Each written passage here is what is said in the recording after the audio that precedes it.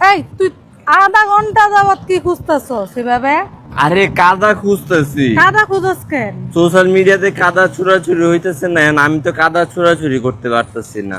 কারণ হইতেছে মালয়েশিয়া এসে কোনো মাটি পায় না, কাদা কই পাবো? সব খালি টাইলস আর রোড।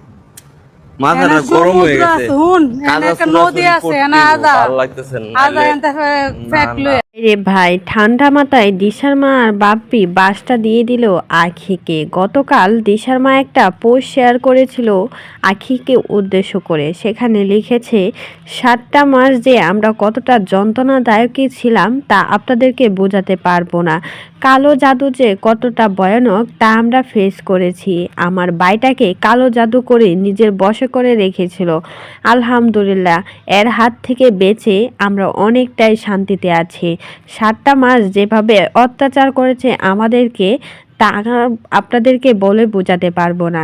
আসলে কালো জাদু কখনো বিশ্বাস করতাম না, কিন্তু নিজের চোখে যখন দেখেছি তা আর বিশ্বাস করে থাকতে পারলাম না। আমার ভাইকে কালো জাদু করে নিজের বশে করে রেখেছিল, এমনটাই কিন্তু বললেন দিশার মা।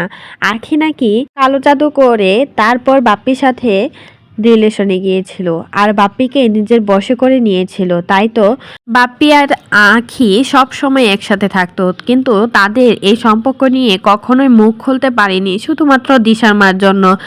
আর বাপ্পিকে কালো জাদু করে নিজের করতে চেয়েছিল আখি। গতকালকে মিথালাও লাইভে বলেছিল বাপ্পির জন্য মরে যাওয়ার প্রস্তুতি পর্যন্ত নিয়েছিল আখি।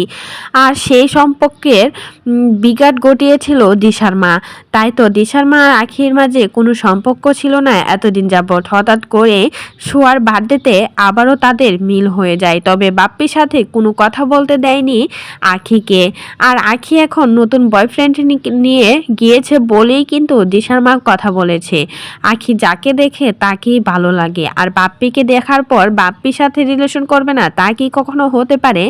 তাই তো বাপ্পির সাথে কালো জাদু করে রিলেশন করেছিল, আর বাপ্পিও কিন্তু বাসটা এবার আখিকে উদ্দেশ্য করেই দিয়ে দিল।